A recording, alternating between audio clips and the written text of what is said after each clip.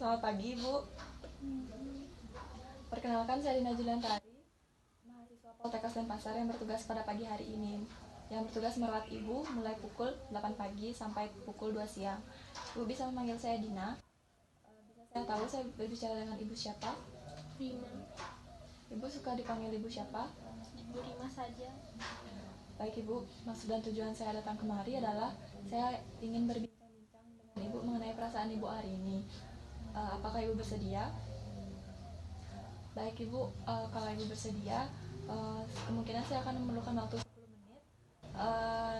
Dan bagaimana kalau kita berbincang di sini saja? Apakah Ibu nyaman? Ini Ibu masih sedih atas kehilangan anak Ibu. Iya. Ibu bisa ceritakan kepada saya bagaimana perasaan Ibu, keluh kesah Ibu kepada saya. Ibu bisa keluhkan semuanya kepada saya. Saya akan mendengarkan.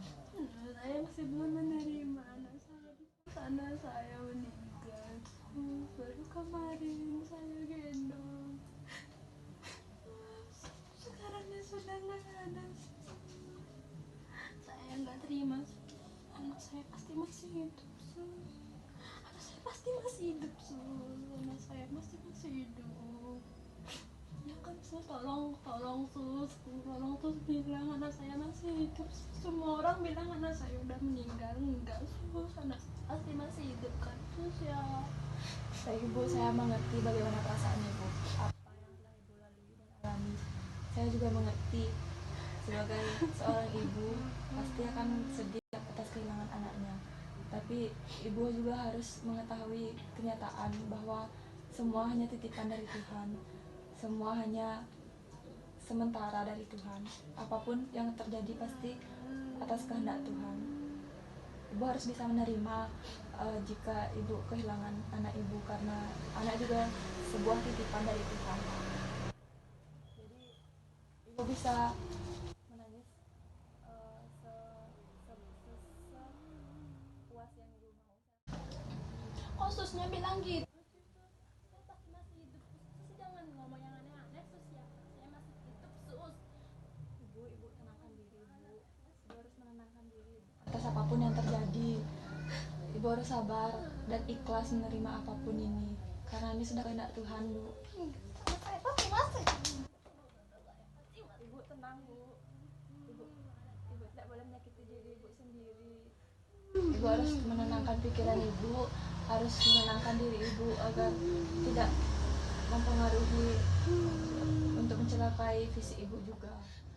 Andai aja saya yang punya penyakitnya sus, kenapa Tuhan harus ngasih penyakit itu ke anak saya sus?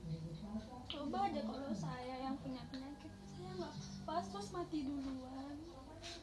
Tidak seperti itu, Bu. Semua kan seperti yang saya bilang, itu adalah kehendak Tuhan. Semua atas rencana Tuhan.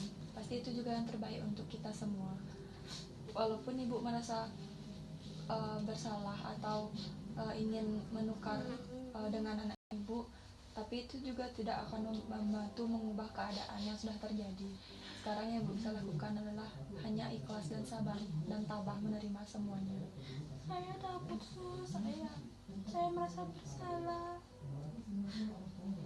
Saya merasa bersalah melahirkan anak saya yang punya penyakit. Saya takut sus, saya takut dihantui rasa bersalah. Tidak Ibu, jika Ibu bisa berpikir positif, Ibu bisa menenangkan diri, saya yakin rasa bersalah itu tidak akan terlalu mempengaruhi Ibu. Saya takut sekali sus, saya takut sekali dihantui perasaan bersalah. Saya berpikir untuk mengakhiri hidup saya saja Bu, dan menyusul anak saya. Dengan begitu mungkin bisa menebus rasa bersalah saya sus. Tidak seperti itu Bu, coba Ibu pikirkan lagi. Ada orang-orang yang masih menyayangi Ibu, ada keluarga Ibu, ada suami Ibu, ada anak-anak Ibu yang lain juga. Jika Ibu berpikir demikian, bagaimana perasaan mereka yang ditinggalkan oleh Ibu? Jadi Ibu juga perlu memikirkan orang-orang yang masih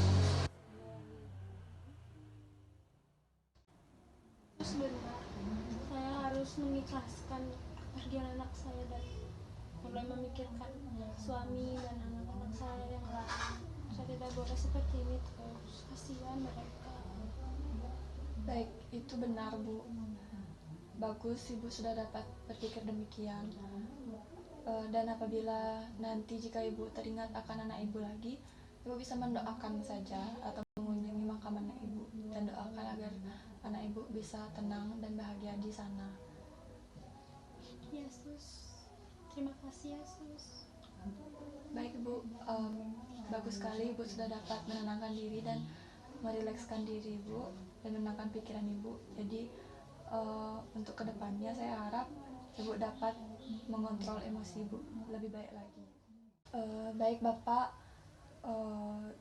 melihat kondisi istri bapak yaitu ibu Rima seperti saat ini, bapak harus sering-sering mengunjungi ibunya agar ibunya tidak merasa sendiri atau ditinggalkan. Lalu bapak juga harus mengerti kondisi ibu yang seperti ini masih dalam kondisi yang kurang stabil. Jadi bapak harus memfasilitasi apa saja yang ibu ingin lakukan, kecuali itu melukai diri ibunya. Baik bapak, saya mohon kerjasamanya untuk membantu ibunya agar dapat pulih kembali dan melakukan aktivitas seperti biasanya. Baik sus. Baik, terima kasih bapak. Baik ibu, karena pertemuan hari ini sudah berakhir, lalu untuk pertemuan berikutnya bagaimana jika kita melakukan kegiatan yang ibu sukai untuk mengalihkan pikiran dari kesedihan ibu? Ya sus. Baik, jika ibu bersedia, pertemuan selanjutnya saya akan datang lagi besok pagi pukul 8 pagi untuk menemui ibu dan kita akan berlatih bersama melakukan kegiatan yang ibu sukai. Baik, terima kasih atas kerjasamanya untuk hari ini ibu. Kalau begitu saya permisi, selamat pagi.